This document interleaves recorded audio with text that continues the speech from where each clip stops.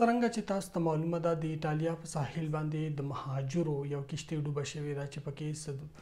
250 پاسه خلکو خپل ژوندون د لاسه ورکړی دی چې په دې کې د 80 تر 100 پورې افغانان هم شامل دي. ملګرو که موږ تیر وخت ته وګورو، که تیرې هفتې ته وګورو، که تیرو میاشتو ته یا تیرو 100 کلونو ته وګورو، نو په دې لاره باندې په زرګونو افغانانو خپل ژوندونه له لاسه ورکړي دي او په دې کې ماشومان هم شامل دي، په دې کې ښځې هم، په دې کې د لر پښتانه هم دي، په دې کې د بر پښتانه هم دي. ولې داسې کېږي آخر؟ په دې لارو باندې پښتانه ولې مري، افغانان ولې مري، په دې لارو راتلو ته ولې اړ کېږي؟ په دې باندې هم بحث کوو، خو د دې نه وړاندې لومړی مهمې خبرې هغه دي چې د یورپ په باره کې د خلکو ته زموږ خلکو ته نه دي معلومې او هغې دا خوب بیني چې موږ بس که په هره لاره یورپ ته لاړ شو نو زموږ ژوند به په میاشت کې 2 کې په کال کې ګلي ګلزار شي او موږ به خپل هدف ته ورسو، موږ ته مالي ګټې هم وشي او موږ ژوند به هم سیټل شي. خو ولې داسې نه ده؟ نن زه تاسو ته د یورپ په باره کې حقیقتونه وایم، کوم چې تاسو ته ایجنټان نه وایي، ځکه چې د ایجنټ کار وي پیسې ګټل، او ایجنټ که تاسو ته کله هم حقیقتونه وویل نو د هغه کاروبار به ودرېږي، ختم به شي. دویم هغه خلک دی چې په ټیک ټاکونو په سوشل میډیا باندې ناست دي او تاسو ته د یورپ په باره کې دروغ وایي چې پلانکي ته ویزه ولګېده، ډینګې ته ویزه ولګېده، پلانکي راغی، ډینګری راغی، یا خپلې سندرو د ټیک ټاک لپاره چې ویډیوګانې ورکوي، تاسو هغې ته اړ کېږي چې یورپ څومره ښکلی دی، د جامې کالي پیزار څومره ښکلي اچولي، نو که چېرې موږ لاړو نو زموږ ژوند به هم دقسې برابر شي. زه نن تاسو ته د یورپ حقیقت وایم او زه به حیثیت یو پښتون افغان دا فرض ګڼم چې په ټول پښتانه به د حقیقتونو باندې خبر شي، ځکه چې ژوند خوږ دی. چې ژوند وي نو هر څه کېږي، چې ژوند نه وي نو څه به وکړي؟ زموږ پښتانه روزه که هغلته کې یا په بم مري، یا په ترهګرۍ مري، یا په غربت د لاسه مري، یا اقتصادي تباهي د لاسه مري، نو بل خوا چې یورپ ته په دې شاړو لارو په دې زنګرونو او د قاچاقبرانو، ایجنټانو، قصابانو په لاسونو باندې مري، یا په سمندرونو کې د هغې کشتۍ ډوبېږي. زه تاسو ته نن ټول د یورپ حال وایم چې که فرض که تاسو د ټولو مرحلو هم تېر شئ، تاسو 20 لکه 30 لکه قرض هم مه کوئ، په سود هم پیسې راوالئ، ځمکه هم خرڅه کوئ، د خپلو ښځو کالي هم خرڅ کوئ، خو تاسو په یورپ ته راورسئ، تاسو په یورپ ته راورسئ، تاسو خپل هدف ته ورسئ، تاسو په لاره د مرګ نه بچ شئ، تاسو د ایجنټانو او قاچاقبرانو یا په کنټینرونو کې دننه د ساه ډوبېدو نه چې دی بچ شئ، تاسو راورسئ خپل هدف ته. خو بیا دلته کې هم تاسو له بلهاو مشکلاتو سره مخ یې چې هغه مشکلات تاسو په 15 20 کالو پورې د 10 12 کلونو پورې تاسو هغه بیا په دغه دورانیه کې تاسو خپل مشکلات نشئ حل کولی. نو زه درته خپل معلومات در کوم د خپلې تجربې په بنیاد باندې چې د کلونو نه زه په یورپ کې موجود یم او زما خپل کوم تجربات دي، یا دلته کې زه چې کوم د امیګریشنو سره یا د مختلفو ادارو سره نږدې پاتې شوی یم، ما د هیومن رایټس واچ سره ما ترجمانۍ کړي بلهاو مهاجرو، نو زه د خپلو د دغه په بنیاد د تجربې په بنیاد باندې به نن تاسو ته هغه معلومات در کوم چې تاسو ته بل چا نه درکړي.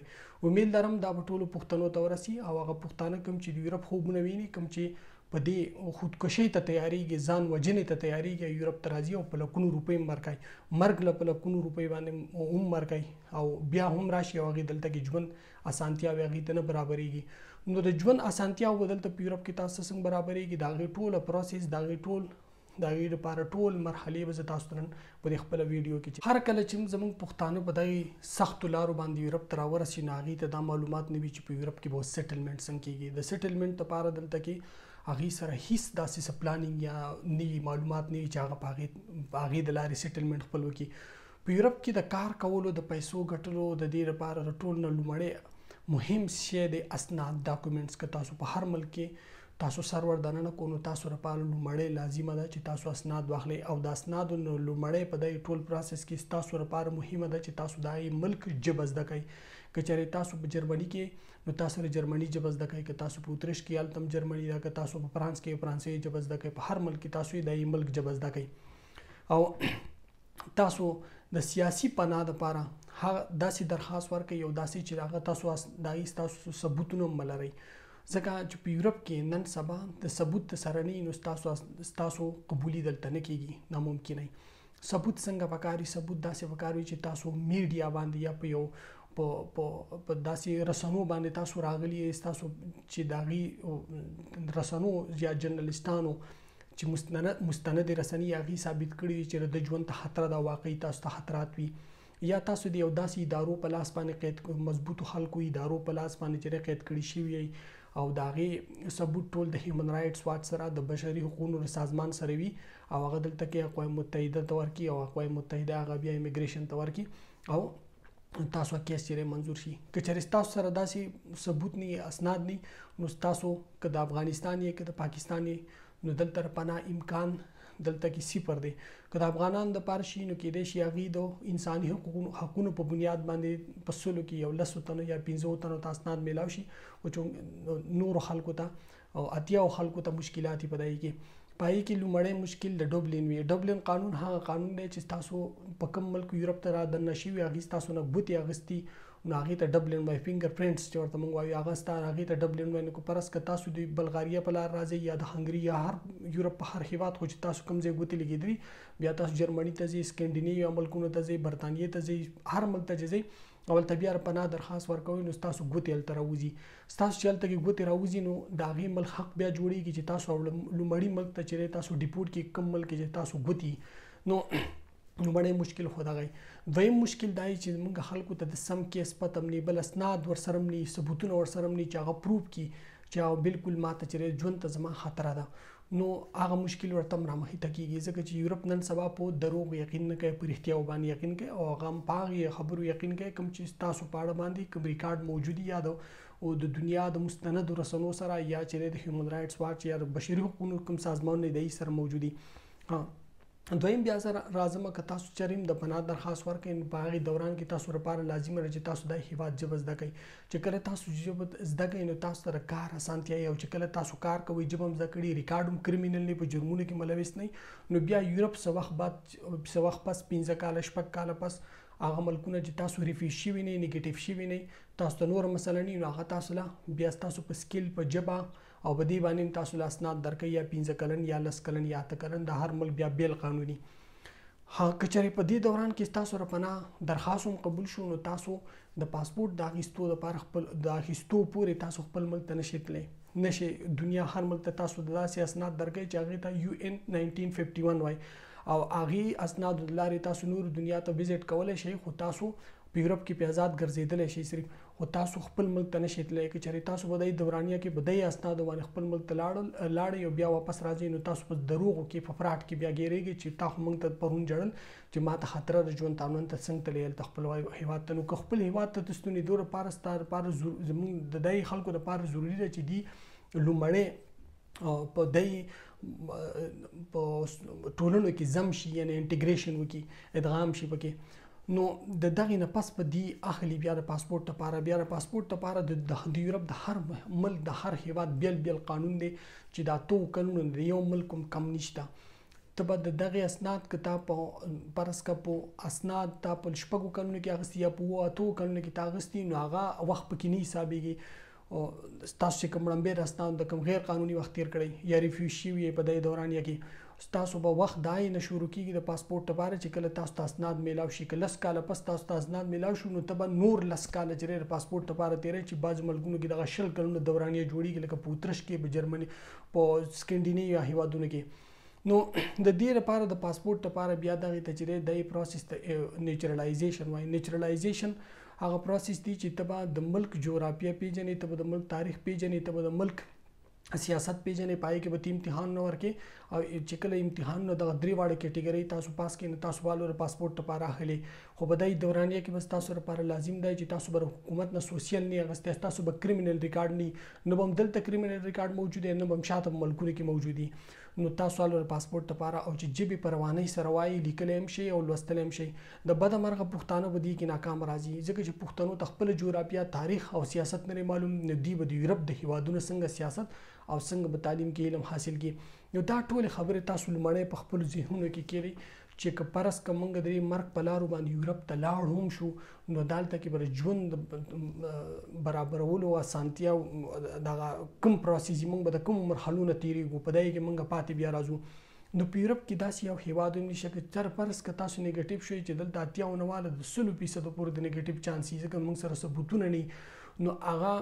خلک بیا ډیپوټیشن سره مخ کېږي یا هغه ملک پرېږدي بل هیواد ته ځي نو پای کې دا هیواد ګوتې راوځي نو هلته کې هم د هغې په اسنادو جوړولو کې هغې ته مشکلات لري او مشکلات مخې ته راځي. زه به تاسو ته نن یو اسانه لارې ښیم پښتنو دپاره، کیدای شي دا د پښتنو په ذهنونو کې نه وي. زمونږ پښتانه اعلی کوالیفاید تعلیم یافته پښتانه هم شته، هغوی هم دا خواهش لري د پاکستان د خراب اقتصادي صورتحال، د افغانستان د خراب سیاسي حالاتو په وجه باندې چې هغه د خپلو ملکونو نه راوځي، د خپل وطن نه راوځي او یورپا ته راشي او هلته کې چې خپل اسایلم والي یا چې خپل ژوند برابر کړي. نو د هغې دپاره د ټول نه ښه لار دا ده چې تاسو په خپله لاړ شئ، د هر ملک یونیورسټیانو د دې کالجونو ویب سایټونو ته لاړ شئ، تاسو خپله چې دی هلته ایډمیشن والې په قانوني طریقه باندې کومې پیسې چې تاسو د مرګ په لارو ایجنټ له ورکوئ، دا ایجنټان تاسو په بل ایجنټ خرڅئ. کله په ټرکونو د ټرک ډریور په ټرکونو کې زیاتره چې پښتانه افغانان مړه کېږي، د یوې وجه سره چې ټرک ډریور که ونیسل پولیس نو د ټرک ډریور چې دی ګرفتاریږي او په دې کې هغه بیا مجرم ګرځېږي. نو چې د ټرک ډریور کله پوه شي چې ما سره خلک شاته ناست دي نو هغه وتښتي، ټرک هم پرېږدي، بیا ټرک کنټینر په دې پسې بني، دې ته اکسیجن کم وي، خوراک نه وي، څومره ځان چې دی مړه شي په هغې کې دننه. نو که فرض که دغې لارو باندې تاسو 15 لکه روپۍ ورکوئ،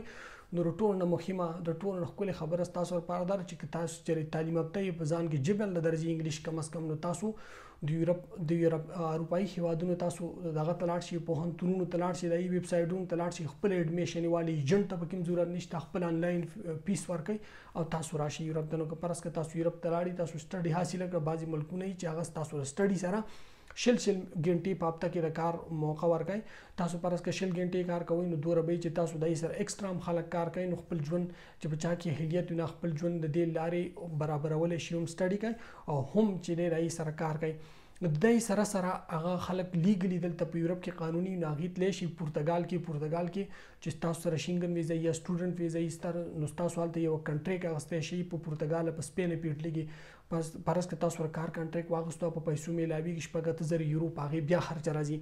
نو تاسو هلته کې ستاسو په نوم باندې ایډرس وي یا دغه نو تاسو اسناد دلته کې په هغې لاره جوړېدی شي په قانوني طریقه باندې. بل